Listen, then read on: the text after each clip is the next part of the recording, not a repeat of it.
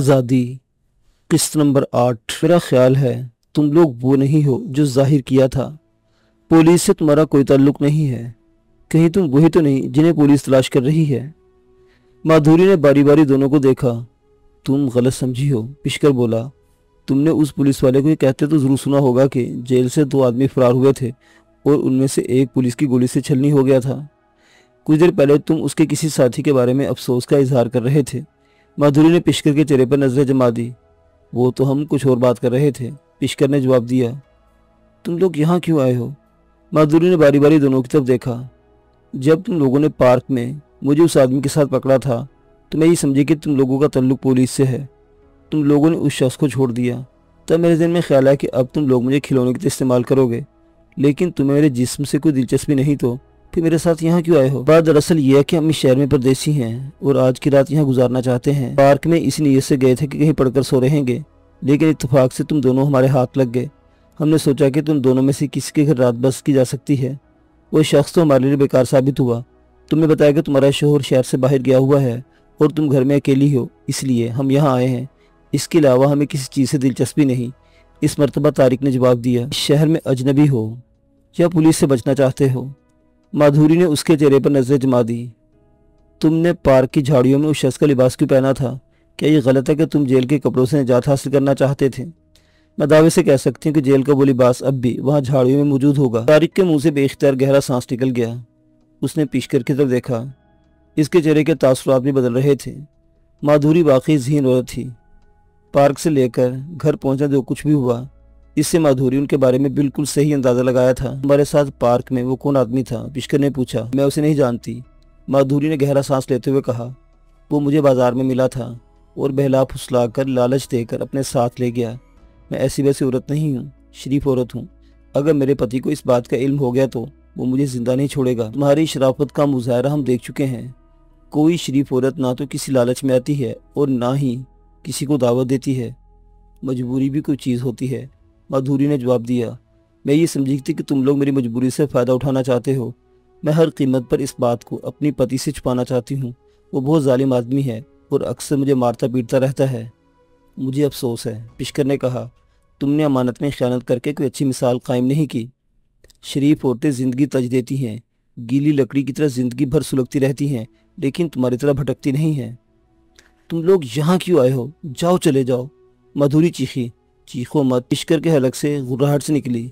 ये मत भूलो कि हम तुम्हें एक आदमी के साथ रंगरेलियाँ मनाते हुए पकड़ा था, और अगर तुम्हारे शोहर को इस बात की भिनक भी मिल गई तो वो तुम्हें जिंदा नहीं छोड़ेगा। क्या चाहते हो तुम लोग? माधुरी के लहजे में बेबसी थी। सिर्फ आज की रात यहाँ बस करना चाहते हैं, शायद कल का दिन भी यहीं गुजारना पड़े। हम तुम्हें कोई नुकसान नहीं पहुँचाएंगे, लेकिन अगर तुमने किसी को हमारे बारे में कुछ बताने की कोशिश की तो तुम्हें जिंदा नहीं छोड़ेंगे। तो तुम वही लोग हो ना जिन्हें पुलिस तलाश कर रही है, लेकिन उनमें से एक मारा गया और तुम लोग। पुलिस अपनी कारकर्दगी बढ़ाने के लिए कैदी के मारे जाने का ढोंग रचाया है। पिशकर ने उसकी बात काट दी। किसी राहगीर को छलनी करके उसे कैदी जाहिर कर दिया, जबकि हम दोनों जिंदा हैं और तुम्हारे सामने हैं। पुलिस का ये कहना भी गलत है कि तिहाड़ जेल से फरार होने वाले कैदी कश्मीरी मुसलमान हैं। हम दोनों सहारनपुर के रहने वाले हैं। एक डकैती के दौरान 3 आदमी हमारे हाथों मारे गए थे। हम सहारनपुर से भागकर दिल्ली आ गए। हमारा इरादा यहाँ से बम्बई जाने का था, लेकिन 1 साल पहले दिल्ली की पुलिस हमें ढूंढ निकाला। पुलिस मुकाबले में एक और आदमी हमारे हाथों मारा गया। हम 1 साल जेल में थे। हमारा मुकदमा अभी ज़ेर समाअत है। चंद रोज़ बाद मुकदमे का फैसला होने वाला था। हमें यकीन था कि इस मुकदमे का फैसला हमारे लिए सज़ाए मौत के सिवा कुछ नहीं होगा। हमने फ़रार का मंसूबा बनाया और बिलाखिर अपने मकसद में कामयाब हो गए। हमें सर छुपाने को जगह तलाश करनी थी और इत्तेफाक से तुम हमें मिल गई। शक्ल से तो तुम लोग डाकू और कातिल नहीं लगते। माधुरी ने बारी बारी दोनों की तरफ देखा। शक्लें अक्सर धोखा दे जाती हैं, पिशकर ने कहा। हमें भारत का सफाकतरीन इंसान कहा जाता है। इंसानी ज़िंदगी हमारे लिए कोई अहमियत नहीं रखती। पंजाब, हरियाणा और उत्तर प्रदेश में हमारे नाम की धूम मची हुई है। लोग हमारा नाम सुनकर ही थर थर काँपते हैं। माधुरी के चेहरे के तासुरात बदल गए। आंखों में खौफ की झलक सी उभर आई। वो एक मरतबा फिर बारी बारी दोनों की तरफ देखने लगी। अगर तुम हमसे ताउन करोगी तो हम तुम्हें कोई नुकसान नहीं पहुंचाएंगे, पिशकर ने उसके चेहरे की तरफ देखते हुए कहा। उससे क्या चाहते हो? माधुरी ने कांपते हुए लहजे में कहा। यह जानकर ही वो दहल गई थी कि इस वक्त वो 2 इंतहाई शफाक और ख़तरनाक इंसानों में घिरी हुई है। सिर्फ ताउन, पिशकर ने कहा। हम आज की रात यहाँ गुजारना चाहते हैं। पुलिस का ये जोशो खोश कल सुबह तक खत्म हो जाएगा या ज़्यादा से ज़्यादा कल शाम तक ही सरगर्मी रहेगी। हंगामा सर पड़ते ही हम यहाँ से चले जाएंगे। अगर मेरे शोहर को या किसी और को पता चल गया कि तुम लोग मेरे फ्लैट में पनाह लिए हुए हो तो मैं भी मारी जाऊंगी। माधुरी ने कहा, तुम्हारा पति बकौल तुम्हारे 3-4 दिन के लिए बरेली गया हुआ है और रात को तुम्हारे किसी पड़ोसी के आने का सवाल पैदा नहीं होता। जब तक हम यहाँ रहेंगे इस बात का ख्याल रखोगी कि कोई पड़ोसी या पड़ोसन तुम्हारे फ्लैट में आने ना पाए। अब रात आधी होने वाली है, तुम चाहो तो अपने कमरे में जाकर सो जाओ, हम यहीं सोते जागते रात गुजार लेंगे, पिशकर ने कहा। माधुरी चंद लम्हे उनकी तरफ देखती रही, फिर उठकर अपने कमरे में आ गई। उसने कमरे का दरवाज़ा खुला ही छोड़ दिया था। खौफजदा होने के बावजूद से उनसे कोई डर महसूस नहीं हो रहा था। वो कुछ देर पलंग पर लेटी रही, फिर पलंग के करीब छोटी सी मेज़ पर रखे हुए रेडियो का स्विच ऑन कर दिया। इस वक्त रेडियो पर एक फिल्मी गीत आ रहा था, लेकिन वो गीत जल्दी ख़त्म हो गया और ख़बरें नशर होने लगी। माधुरी कुछ देर तक खबरें सुनती रही। उसे सियासत से कोई दिलचस्पी नहीं थी। वो रेडियो बंद करना ही चाहती थी कि उस वक्त बुलेटिन की एक नई खबर शुरू हुई और माधुरी बटन दबाते दबाते रह गई। न्यूज़ रीडर कह रहा था, आज शाम दिल्ली की तिहाड़ जेल से 2 खतरनाक कैदी फरार हो गए। उनका तल्लुक कश्मीर लिबरेशन फ्रंट से था। उन्हें 4 साल पहले दिल्ली में हुकूमत हिंद के खिलाफ तकरीबी सरगर्मियों, दहशतगर्दी और जासूसी के इल्ज़ाम में गिरफ्तार किया गया था और उनका मुकदमा अभी ज़ेर समाअत था। इब्तदाई तहकीकात से पता चला है कि वो गटर के रास्ते फरार हुए थे। उनके फरार की इत्तला मिलते ही पुलिस ने जेल के आसपास के इलाके को घेरे में ले लिया। एक मौका पर वो दोनों मफरूर कैदी पुलिस की नज़रों में आ गए। उन्होंने मुकाबला करने की कोशिश की। एक कैदी पुलिस की गोलियों का निशाना बनकर हलाक हो गया, जबकि दूसरा कैदी फरार होने में कामयाब हो गया। पुलिस राय के मुताबिक फरार होने वाले कैदी को बाहर की इमदाद भी हासिल थी, लेकिन आखिरी मरतबा एक और आदमी को भी उसके साथ देखा गया। मफरूर कैदी का नाम तारिक सईद है। उसकी उम्र 30 साल और रेडियो मफरूर कैदी का हुलिया बताया जा रहा था। ये हुलिया इस कदर वाज़ेह था कि तारिक को हजारों लोगों में भी शिनाख्त किया जा सकता था। माधुरी ने रेडियो बंद कर दिया। तारिक और पिशकर भी खबरें सुन रहे थे। कमरे का दरवाज़ा खुले होने की वजह से रेडियो की आवाज़ उन तक पहुंच रही थी। रेडियो बंद हो गया तो वो दोनों मायने खेज निगाहों से एक दूसरे की तरफ देखने लगे। ये तो बड़ी गड़बड़ हो गई, पिशकर ने मध्यम लहजे में कहा। तुम्हारा हुलिया इस कदर वाज़ेह है कि तुम्हें आसानी से शिनाख्त किया जा सकता है।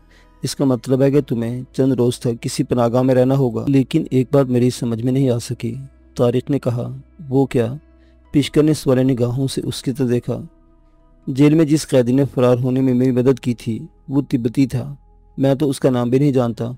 उसने कहा था कि जेल के बाहर पिशकर हमारा इंतज़ार करेगा और हम तुम्हें मिल गए। फरार की इस कोशिश में मेरा साथी जान से हाथ धो बैठा। अगर तुम चाहते तो सूरत हाल की नज़ाकत के पेश नज़र मुझे छोड़कर जा सकते थे, लेकिन तुमने ऐसा नहीं किया। हालांकि तुम्हारी जान को भी इतना ही ख़तरा है जितना मुझे। मैं तुम्हारे बारे में अभी तक कुछ नहीं जान सका। तुम कौन हो और किसके कहने पर हमें जेल से निकाला गया है। मुझे सिर्फ ये हुक्म मिला था कि तुम दोनों को बाहिफाजत तिहाड़ बस्ती में चंदन नाम के एक शख्स के घर पहुँचाऊँ, लेकिन अब तुम्हारा तिहाड़ बस्ती में जाना ख़तरे से खाली नहीं, पिशकर ने कहा। फिर चंद लम्हों की खामोशी के बाद बोला, मेरे बारे में कोई नहीं जानता। मैं कल सुबह तिहाड़ जाकर चंदन से मिलूंगा। इसके बाद ही पता चलेगा कि तुम्हें कहाँ पहुँचाना है। क्या तुम्हारा ताल्लुक किसी तंजीम से है? तारिक ने पूछा। हाँ, पिशकर ने इस बात में सर हिलाया। हमारी तंजीम बाल ठाकरे की शिवसेना के मुकाबले में बनाई गई थी। बाल ठाकरे नफरत और तअस्सुब को हवा दे रहा था, लेकिन हमारी तंजीम का मकसद आपस में मोहब्बत और भाईचारे की फ़ज़ा पैदा करना है। हम मज़हब व कौमें से बालातर होकर काम करते हैं। हमारी ये तंजीम फ़िलहाल खुफिया तौर पर काम कर रही है और इसके मेंबरों की तादाद ज़्यादा नहीं। तंजीम के लीडरों ने बाज़ बड़ी तंजीमों से राब्ते कायम कर रखे हैं। हम एक दूसरे के काम आते हैं।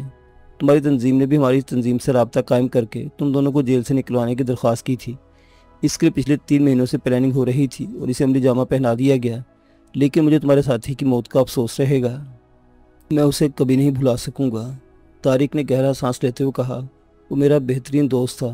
हमने बहुत अरसा एक साथ गुजारा था। दोस्तों को कभी नहीं भुला जा सकता। पिशकर के मुंह से बेइख्तियार गहरा सांस निकल गया। आहट सुनकर उन दोनों ने बैक को पीछे घूमकर देखा। माधुरी अपने कमरे के दरवाजे में खड़ी उनकी तरफ देख रही थी। उसके आंखों में एक नए खौफ की झलक नजर आ रही थी। ओह तुम! तारिक एक झटके से उठ गया। तुमने शायद रेडियो की खबरें। मैंने रेडियो की खबरें भी सुनी और तुम दोनों की बातें भी, माधुरी ने जवाब दिया। उसके लहजे में हल्की सी कपकपाहट थी। तुम लोग अभी इस वक्त मेरे घर से निकल जाओ। मैं किसी मफरूर को अपने घर में जगह नहीं दे सकती। अगर तुम लोग ना गए तो मैं शोर मचाकर लोगों को जमा कर लूँगी। इस बात में आकर शायद तुम ये भूल गई हो कि हमने तुम्हें पार्क में किस हालत में पकड़ा था। पिशकर भी अपनी जगह से उठकर उसके सामने आ गया। मैं अपने इस जुल्म की इतनी बड़ी कीमत नहीं दे सकती जिसका खमियाजा पूरी कौम को भुगतना पड़े। तुम लोग तखरीबकार और दहशतगर्द हो न जाने कितने बेगुनाह तुम्हारे हाथों मौत के घाट उतरे हैं और कितने लोग और मरेंगे। तुमने शायद रेडियो की इस खबर पर यकीन कर लिया कि मैं तखरीबकार और दहशतगर्द हूँ, लेकिन यकीन करो कि आज तक कोई इंसान तो क्या, चिड़िया का बच्चा मेरे हाथ से नहीं मरा। तुम्हारे रेडियो ने हमारी दहशतगर्दी की फर्जी और मन घड़त दास्तानें तो सुना दी, लेकिन ये नहीं बताया कि तुम्हारे सूरमा कश्मीर में निहत्थे और बेगुनाह मुसलमानों के साथ क्या सलूक कर रहे हैं। वहाँ रोज़ाना सैकड़ों लोगों को जानवरों की तरह बेदर्दी से ज़िबा किया जा रहा है, उन्हें जिंदा जलाया जा रहा है और उनकी औरतों को सरेआम रुस्वा किया जा रहा है। उनका जुर्म सिर्फ यह है कि वो आज़ादी मांग रहे हैं जो उनका पैदाइशी हक है। क्या तुम्हें उन औरतों से कोई हमदर्दी नहीं जिन्हें उनके घरों से निकालकर सड़कों पर नंगा किया जा रहा है? उन मासूम बच्चों से कोई हमदर्दी नहीं जिन्हें संगीनों की नोक पर उछाला जा रहा है? क्या जुर्म किया उन मासूम बच्चों का? कितनी दहशतगर्दी की है उन्होंने? क्या तुम्हें उन बूढ़े माँ बाप से कोई हमदर्दी नहीं जिनके जवान बेटों को उनकी आंखों के सामने भेड़ बकरियों की तरह ज़िबा किया जाता है? मेरा और मेरे दोस्त का जुर्म सिर्फ यह था कि हम रोज़गार की तलाश में आए थे, लेकिन हमें दहशतगर्दी के इल्ज़ाम में जेल में ठूंस दिया गया। इन 4 बरसों के दौरान जेल में हमारे साथ जो इंसानियत सोच सलूक किया गया, तुम इसका तसव्वुर भी नहीं कर सकती। हमारा जुर्म सिर्फ यह है कि हम कश्मीरी हैं और मुसलमान हैं। यहाँ आए दिन मुसलमानों का कत्लेआम होता है, उनके घरों को नजर आतिश कर दिया जाता है। आखिर क्या जुर्म है उनका? तुम्हारी इस बिल्डिंग में भी घराने मुसलमान होंगे। उन्होंने कितनी मरतबा तुम्हारा घर जलाया, कितनी बार तुम्हारी इस्मत लूटी गई। खामोश क्यों हो माधुरी? जवाब दो।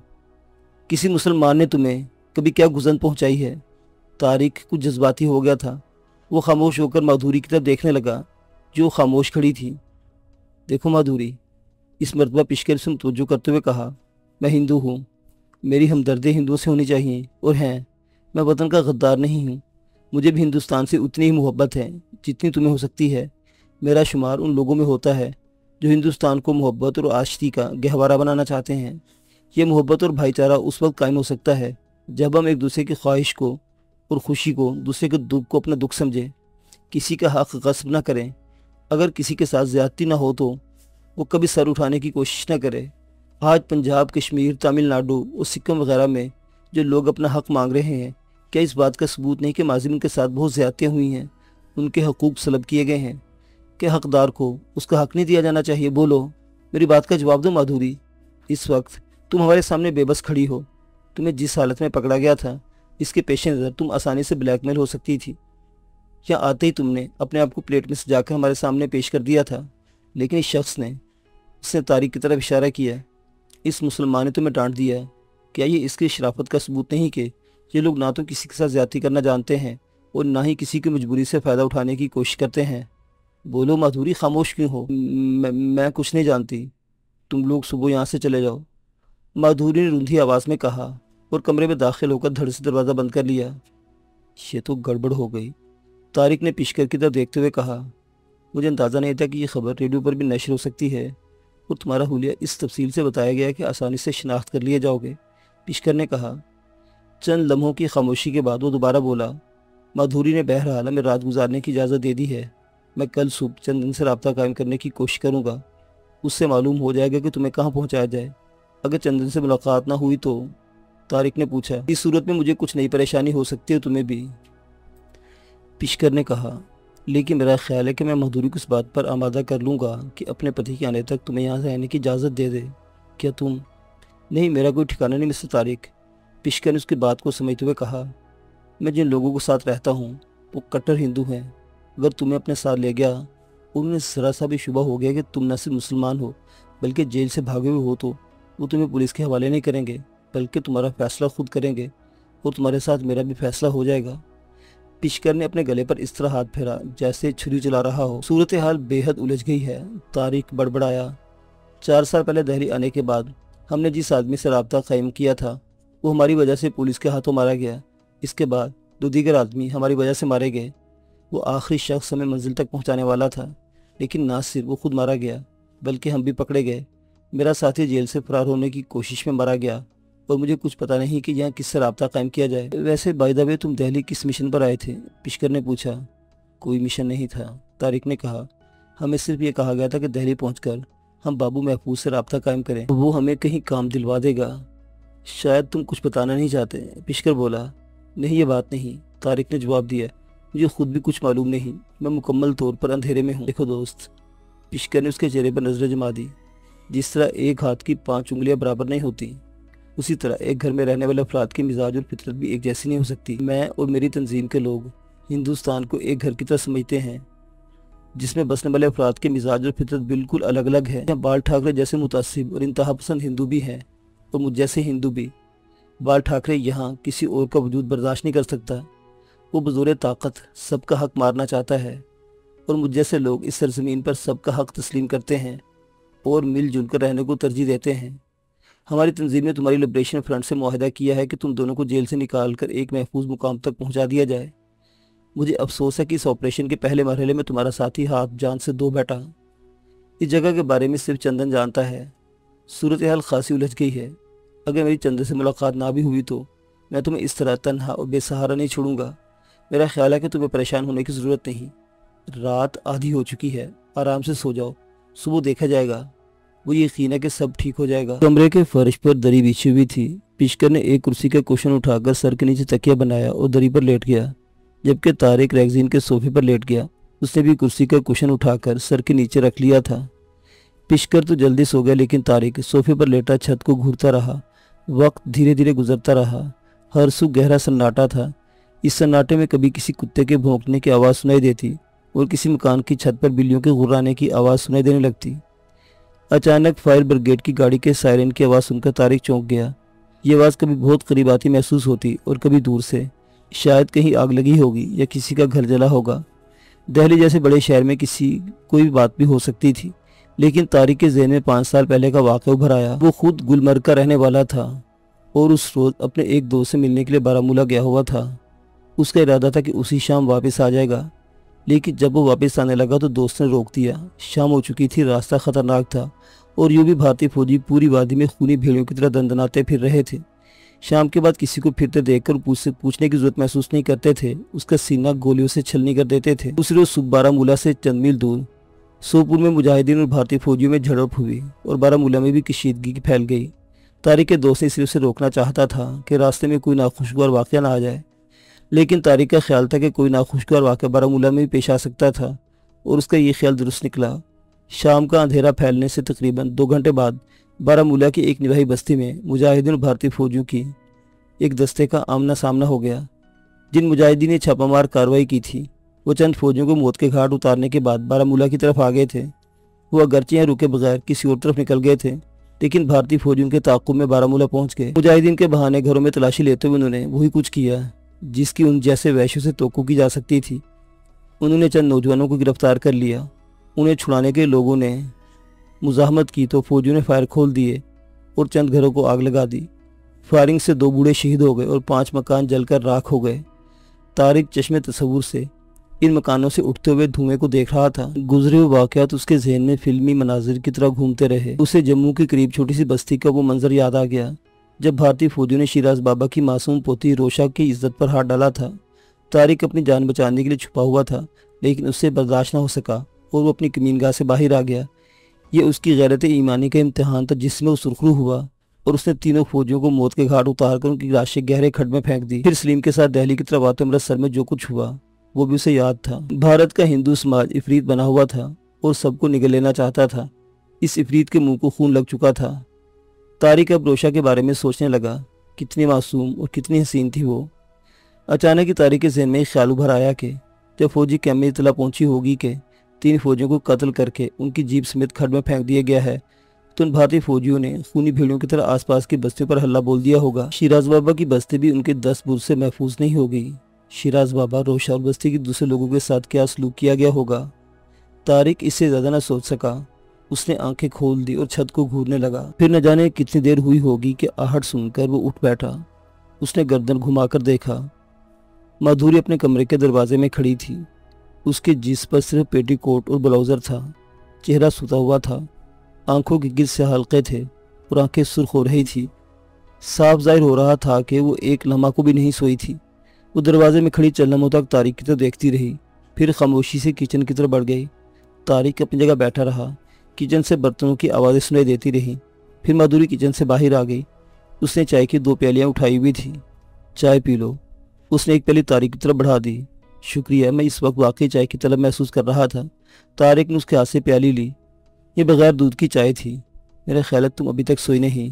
टाइम क्या हुआ है? 5 बजने वाले हैं, माधुरी ने जवाब दिया। बैठो। तारिक सोफे पर एक तरफ सिमट कर बैठ गया। शुक्रिया, मैं अपने कमरे में जा रही हूँ, माधुरी ने रूखे लहजे में कहा और कमरे में चली गई। तारिक चाय की चुस्कियां लेता रहा। इस वक्त सर्दी बढ़ गई थी। उसके पास ओढ़ने के लिए कुछ नहीं था। पिशकर भी बगैर कुछ ओढ़े दरी पर सो रहा था। तारिक को उस वक्त बगैर दूध के चाय बड़ी अच्छी लग रही थी।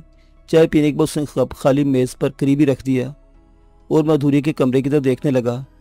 एक मरतबा उसके ज़हन में आया कि उठकर कमरे में चला जाए, लेकिन फिर कुछ सोचकर उसने ये ख्याल ज़हन से निकाल दिया। वक्त धीरे धीरे गुजरता रहा। सर्दी में मज़ीद इजाफा हो गया था। वो सिमट कर बैठा रहा। सोया हुआ पिशकर भी बार बार करवटें बदल रहा था। सर्दी के मारे वो भी चाकू की तरह दोहरा था। सुबह 6 बजे के करीब पिशकर भी उठकर बैठ गया। बाथरूम का चक्कर लगाने के बाद वो माधुरी के कमरे में झांक कर देखा। उसे जागते पाकर चाय की फरमाइश की और वापस आकर बैठ गया। थोड़ी देर बाद माधुरी भी कमरे से निकल आई। इस मरतबा उसने शॉल लपेट रखी थी। वो खामोशी से किचन में चली गई और उनके लिए अपने लिए चाय बनाकर इस मरतबा उनके सामने कुर्सी पर बैठकर चाय की चुस्कियां लेने लगी। सीढ़ियों पर किसी के कदमों की आवाज़ सुनाई दी। वो जो कोई भी था लकड़ी की खड़ावे में पहने हुए था और ऊपर वाली मंजिल से नीचे आ रहा था। खड़ाओं की खटखट के बाद सुबह की खामोशी में ज़ोरदार महसूस हो रही थी। इसके तकरीबन आधे घंटे बाद सीढ़ियों में एक बार फिर कदमों की चाप सुनाई दी। इस मरतबा कोई नीचे से ऊपर आ रहा था। आवाज़ फ्लैट के दरवाजे के साथ रुक गई। लगा जैसे किसी ने कोई बाल्टी फर्श पर रखी हो। इसके फ़ौरन बाद दरवाजे पर ज़ोरदार दस्तक हुई। ये कौन है? पिशकर ने सवालिया निगाहों से माधुरी की तरफ देखा। घूसी है, मैं दूध लेकर आती हूँ, माधुरी कहती हुई उठ गई। एक बात ज़हन में रखना माधुरी, मैं समझती हूँ, तुम्हें कुछ कहने की ज़रूरत नहीं, माधुरी ने उसके कहा और किचन से एक छोटी सी पतीली लेकर बैरून दरवाजे की तरफ चली गई। पिशकर दबे कदमों चलता हुआ दरवाजे के पास जा खड़ा हुआ। माधुरी, रात भर जागती रही है क्या? तेरी आंखें सुर्ख हो रही हैं। क्या करती है रात भर? तेरा पति तो यहाँ नहीं। बाहर से दूध वाले की आवाज़ सुनाई दी। तुझे क्या पता मेरा पति घर है या नहीं? हमारी जासूसी करता है कमीने, माधुरी ने कहा। अरे वो कल सुबह रास्ते में मिल गया था, उसने बताया था कि बरेली जा रहा है। सच था, वो घर में था। बकबक मत कर, दूध डाल और सुन, एक पाव दूध ज़्यादा देना। रात को बिल्ली पी गई थी, बाजार से लाना पड़ा, माधुरी ने कहा। अरे 1 पाव क्या, तू कहे तो दूध में नहला दो तुझे, बकता रहे। ला पतीली दे मुझे, माधुरी ने गुस्से से कहा। हाय रे माधुरी, डॉक्टर की फोटो स्टेट कापी, गुस्से में तो वाकई बहुत खूबसूरत लगती है। चल दफान हो जाए यहाँ से, माधुरी ने कहते हुए दरवाज़ा धड़ से बंद कर दिया। बड़ी दोस्ती है घुसी से, पिशकर ने माधुरी की तरफ देखते हुए कहा। हरामी मुझ पर बुरी नज़र रखता है, माधुरी कहते हुए किचन में घुस गई और चूल्हा जलाकर दूध गर्म करने लगी। इसी दौरान पिशकर भी किचन में आ गया। ये पैसे रख लो, कुछ दुकानें खुल जाए तो हमारे नाश्ते के लिए कुछ ले आना। नाश्ते के बाद मैं चला जाऊँगा, मेरा साथी यही रहेगा। हो सकता है मैं 2 घंटों बाद वापस आ जाऊँ। इस दौरान कोई गड़बड़ नहीं होनी चाहिए, समझी? पिशकर ने 50 रुपये का नोट उसके हाथ में थमाते हुए कहा। मैं सब कुछ समझती हूँ, बार बार धमकाने की ज़रूरत नहीं है, माधुरी ने कहा। लेकिन ये मैं चाहूँगी कि तुम लोग यहाँ से चले जाओ। अगर मेरे पड़ोसी को ये शुबा हो गया कि 2 गैर लोगों ने मेरे घर में और मेरे फ्लैट में रात गुजारी है तो वो हंगामा मचाएंगे, और जब मेरे पति को इस बात का पता चलेगा तो वो मुझे ज़िंदा नहीं छोड़ेगा। अपने पति से बहुत डरती हो, वो जल्लाद है क्या? पिशकर उसे घूरा। वो बहुत जालिम है, तुम अंदाज़ा नहीं लगा सकते, माधुरी ने जवाब दिया। पिशकर चल में उसके करीब खड़ा रहा, फिर किचन से निकल आया। कुछ देर बाद माधुरी नाश्ता वगैरह लेने के लिए चली गई। इसके हिदायत के मुताबिक वो दरवाजे को बाहर से ताला लगा कर गई थी ताकि उसकी अदम मौजूदगी में माधुरी या उसका पति कोई जानने वाला ना टपक पड़े। क्या ये पुलिस को हमारे बारे में इत्तला ना कर देगी? तारिक ने कहा। नहीं, पिशकर मुस्कुराया। वो अपने शोहर से बहुत डरती है, उसके दिल में चोर है, इसलिए कोई हरकत नहीं करेगी जिससे वो खुद भी फंसती हो। तारिक ने कोई जवाब नहीं दिया। आधे घंटे बाद माधुरी अंडे, डबल रोटी और मक्खन लेकर आ गई और किचन में घुसकर नाश्ता तैयार करने लगी। नाश्ते के बाद 8 बजे के करीब पिशकर फ्लैट से निकल गया। उसके जाने के बाद माधुरी के साथ तारिक अकेला रह गया। माधुरी अपने कमरे में चली गई। तारिक सोफे पर बैठा ऊँघने लगा। अचानक आहट सुनकर तारिक की आंख खुल गई। उसने हड़बड़ा के इधर देखा। माधुरी सफाई कर रही थी। तारिक उसकी तरफ देखने लगा। माधुरी फर्श पर झाड़ू फेरती उसके सामने पहुंच गई। उसकी साड़ी का पल्लू ढलका हुआ था। तारिक अपने आप में सनसनी की एक अजीब सी कैफियत महसूस करने लगा। उसकी सांस की रफ्तार तेज हो गई। माधुरी कुछ और झुकी तो उसके सीने में अपना सांस रुकता महसूस होने लगा। माधुरी, तारिक ने बेख्तियार उसे बाहों में पकड़ लिया। क्या है? माधुरी ने उसकी तरफ देखा। उसने अपने आप को छुड़ाने की कोशिश नहीं की थी। तुम अपने शोहर से बहुत डरती हो। हाँ, वो मुझे बहुत मारता है, अपनी बेबसी का इंतकाम लेता है मुझसे। जब कुछ नहीं कर पाता तो भेड़ियों की तरह भंबोड़ता है मुझे। ये देखो, माधुरी ने कहते हुए अपना आंचल नीचे खींच दिया। तारिक को यूं महसूस हुआ जैसे उसका दिल उछलकर हलक में आ गया हो। माधुरी के दोनों तरफ ऐसे निशान थे जैसे किसी दरिंदे ने दांत पेबस्त किए हों। और ये देखो, माधुरी ने अपना पेटीकोट भी ऊपर उठा दिया। उसकी रानों पर दांतों के ऐसे मुतअद्दिद निशानात थे। वो तुम्हारे साथ इतना जुल्म करता है तो तुम उसे छोड़ क्यों नहीं देती? तारिक ने उसे परे हटाते हुए कहा। उसे अपने सीने में लावा सा खोलता महसूस हो रहा था। मैं उसे नहीं छोड़ सकती। माधुरी ने सिसकी भरी। मेरे बाबू ने उससे 10,000 रुपये लिए थे, बेचा था मुझे उस कसाई के हाथ में। मैं उसे छोड़कर कहीं नहीं जा सकती। वो बाकायदे सिसके लेने लगी। तारिक ने उसे अपनी तरफ खींच लिया। उसकी हरकत बिल्कुल गैर इख्तियारी थी। माधुरी पके हुए फल की तरह उसकी आगोश में गिर गई। लेकिन इससे पहले कि तारिक के हाथ कोई और हरकत करते, दरवाज़ा ज़ोर ज़ोर से धड़धड़ाया जाने लगा। दरवाजे के धड़धड़ाने की आवाज़ बम के धमाके से कम नहीं थी। तारिक उछल पड़ा। माधुरी पीछे हट गई। दरवाज़ा खोलो माधुरी, बाहर से कहा गया। इसके साथ ही दरवाज़ा एक बार फिर धड़धड़ाया गया। कौन है? माधुरी ने उठकर साड़ी दुरुस्त करते हुए कहा। उसके लहजे में खौफ का हल्का सा अंसर भी मौजूद था। पुलिस आई है माधुरी, दरवाज़ा खोलो, बाहर से कहा गया। ये आवाज़ माधुरी के पड़ोसी की थी। दोनों अपनी जगह से उछल पड़े। माधुरी का चेहरा खौफ से पीला पड़ गया। उसकी टांगें कपकपाने लगी। शायद पुलिस को किसी तरह खबर हो गई थी कि जेल से भागा हुआ कैदी उसके फ्लैट में छुपा हुआ है। तारिक की हालत भी उससे मुख्तलिफ नहीं थी। उसके दिमाग में धमाके हो रहे थे। उसके ज़हन में पहला सवाल ये आया था कि पुलिस को कैसे खबर हुई। दरवाज़ा खोलो माधुरी, वरना हम दरवाज़ा तोड़ देंगे। इस मरतबा एक गरजदार आवाज़ सुनाई दी। मेरे साथ आओ। माधुरी तारा को इशारा कर दूसरे कमरे में घुस गई। उस फ्लैट में छुपने की कोई जगह नहीं थी। माधुरी उसे अलमारी में घुसाकर सामने कपड़े टांग दिए और अलमारी का दरवाज़ा बंद करके कमरे से निकल गई। तारिक अलमारी में कपड़ों के पीछे सिमटा खड़ा था। चंद सेकंड बाद फ्लैट में भारी कदमों की आवाज़ सुनाई दी। तुम्हारा नाम माधुरी है और तुम जेठानंद की पत्नी हो? एक भारी आवाज़ ने पूछा। जी सरकार, लेकिन बात क्या है? माधुरी की कपकपाती हुई आवाज़ सुनाई दी। पहले हम इस फ्लैट की तलाशी लेंगे, फिर बताएंगे कि क्या बात है, उस आवाज़ ने कहा। कदमों की आवाज़ तारिक से अंदाज़ा लगाया कि 2 पुलिस वाले थे। एक पुलिस वाले के कदमों की आवाज़ उसे अपनी तरफ आती महसूस हुई। भारी कदमों की 2 आवाज़ें अलमारी के सामने रुक गई। तारिक के दिल की धड़कन तेज हो गई। पूरे जिस्म में सनसनी की लहरें दौड़ रही थी। उसने अपना सांस तक रोका था। क्या बात है? तुम लोग ज़बरदस्ती मेरे फ्लैट में घुस आए। किस चीज़ की तलाश है तुम लोगों को? माधुरी ने सवाल की। उसके लहजे में हल्का सा खौफ नुमाया था। वो अपने आप पर काबू रखने की पूरी कोशिश कर रही थी। हमें तुम्हारे पति जेठानंद की तलाश है, एक पुलिस वाले ने कहा। मेरे पति की तलाश? माधुरी बुरी तरह चौंक गई। तुम्हारा क्या ख्याल है मैंने उसे पलंग के नीचे या कपड़ों की अलमारी में छुपा रखा है? वो तो अपने सेठ के साथ बरेली गया है, लेकिन पुलिस को उसकी तलाश क्यों है? क्या किया है उसने? तुम्हारा पति अपने सेठ को कत्ल करके भागा है, पुलिस वाले ने बताया। क्या? माधुरी का दिल उछलकर हलक में आ गया। वो ऐसा नहीं कर सकता। ऐसा तो वो कर गुजरा है, पुलिस वाले ने जवाब दिया। सेठ ने कल शाम बरेली में एक कंपनी के मालिक से 2 लाख रुपए लिए थे। सेठ के पास इतनी बड़ी रकम देकर जेठानंद की नीयत डामाडोल हो गई। उसे रात ही मौका पाकर सेठ को कत्ल कर दिया और रकम लेकर भाग निकला। हमें सुबह 6 बजे टेलीफोन पर बरेली पुलिस से इस कत्ल और जेठानंद के फरार की इत्तला मिल गई थी। हमने सेठ के मैनेजर से फ़ोन पर राब्ता कायम करके जेठानंद के बारे में दरियाफ्त किया तो उससे यहाँ का पता बता दिया। हमें तुम्हारा फ्लैट ढूंढने में खासा वक्त लग गया। क्या तुम समझते हो कि मेरे पति ने कत्ल जैसी संगीन वारदात करने के बाद सीधा घर का रुख किया होगा? माधुरी ने कहा। बड़े भोले हवालदार जी, अगर मेरे पति ने वाकई सेठ को कत्ल किया है और वो 2 लाख की रकम लेकर भागा है तो अब वो इस तरफ का रुख नहीं करेगा। वो महज मेरे लिए अपनी जान खतरे में नहीं डालेगा। उसने तो मुझे मेरे बाप से 10,000 रुपये में ख़रीदा था। 2 लाख रुपये में मुझ जैसी कई औरतों को ख़रीद लेगा। यहाँ तुम लोग अपना वक्त ज़ाय कर रहे हो। उसे कहीं और तलाश करो, वो यहाँ नहीं है। पुलिस वाले ने अलमारी के दरवाजे के हैंडल पर हाथ रख दिया।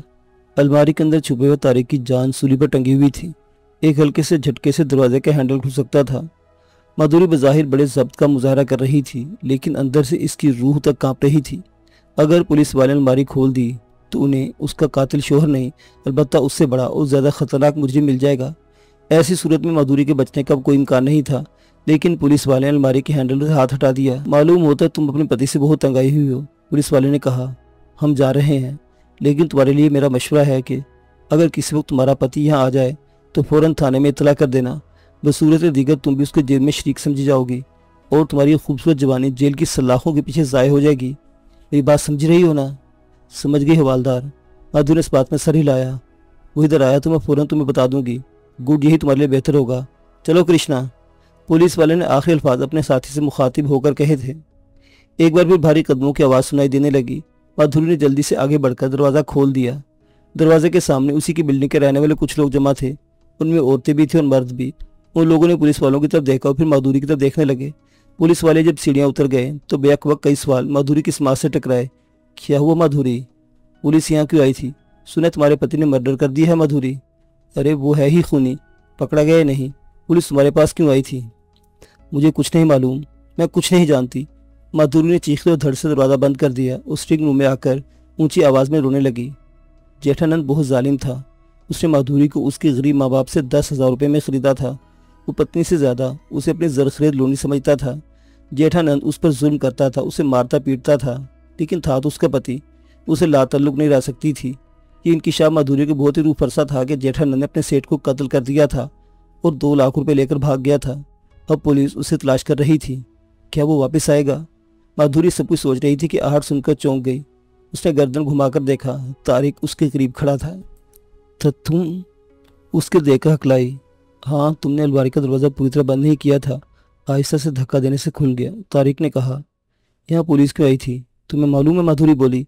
हाँ, मैंने सब कुछ सुन लिया। मैं तुम्हारा बेहद शुक्रगुजार हूँ कि तुमने मुझे बचा लिया। मुझे तुम्हारे शोहर के बारे में सुनकर अफसोस हुआ। मुझसे हमदर्दी जताने की ज़रूरत नहीं। माधुरी उसकी बात काट दी।